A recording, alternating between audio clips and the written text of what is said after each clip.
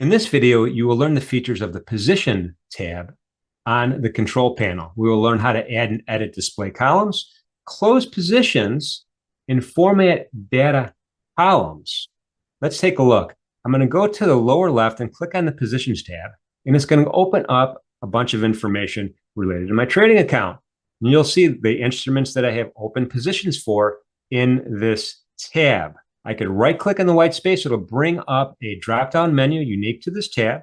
I could flatten all my positions by clicking on the Flatten Everything button. I could filter by accounts, and I could also go all the way to the bottom and click on the Properties tab, and that gives me a bunch of column options that I could either display or not display by clicking in the box and either checking or unchecking. Finally, I could also close a position by clicking on the X in the close area associated with any given position I might have. In this case, I have two different positions in two different markets, and I could choose to close either one of them if I would like. Finally, manipulating the columns are very easy. I'm going to put my mouse between the two columns, and I'll simply drag one to the right or drag one to the left to expand or collapse a particular view.